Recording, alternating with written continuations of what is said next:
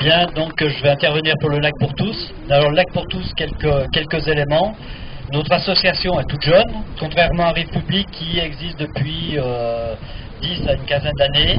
Donc on existe depuis 3 ans. Et assez rapidement, on s'est rendu compte on le savait, mais qu'on répondait à un besoin de la population extrêmement fort. La première année, on est arrivé à 300 ou 400 adhérents.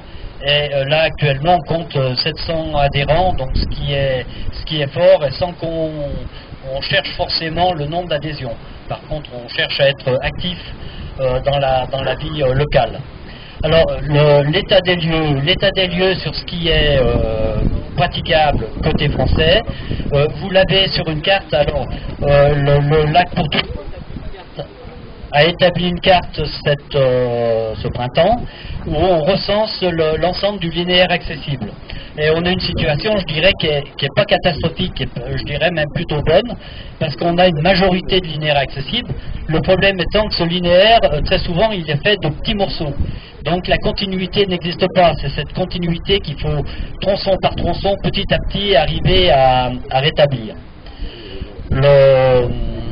Alors, oui, le négatif, ce sont des tronçons inaccessibles. Alors, ces tronçons inaccessibles, c'est autant le fait de propriétaires privés, mais je dirais autant le fait de propriété publique. Et ça, c'est un peu paradoxal. Et là, vous êtes les élus, c'est important qu'à la place où vous êtes, chaque fois que vous en avez la possibilité, c'est de pousser à ce que vous-même, à ce que les collectivités locales respectent la loi en premier. Si possible exemplaire, mais on en est loin et on a de trop nombreux exemples, que ce soit des propriétés du conservatoire du littoral qui sont gérées par des communes ou même du département.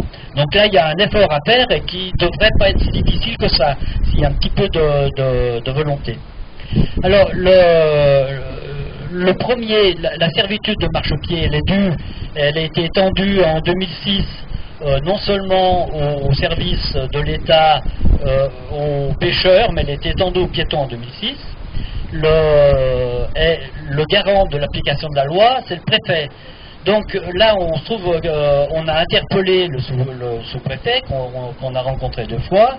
Et aussi, on voit bien qu'il y a des efforts des services de la DDT pour intervenir ponctuellement. Il n'y a pas de programme décisif qui permettrait je dirais, sous 2 ans ou 4 ans, ou disons à moyen terme, de faire appliquer la servitude de marchepied. Et donc là, on en collaboration, en entretien avec la DDT, on échange des informations, on sent qu'il y a des bonnes volontés au niveau des DDT, mais au niveau du préfet, pour l'instant, il n'y a pas l'attitude qu'il faudrait. La loi, globalement, n'est pas appliquée, et il n'y a pas de mesures prises dans les années qui viennent pour changer nettement la situation. Donc là, peut-être Madame Nutti interviendra ultérieurement. Ensuite, alors, au niveau des maires et des élus locaux, on trouve heureusement, très souvent c'est les maires des petites communes, des attitudes volontaires et des progrès qui ont été établis. Alors bon, c'est le cas sur le grain, il y a des petits pas qui sont faits, sur publier, il y a une politique qui a été menée depuis une vingtaine d'années et ça marche bien.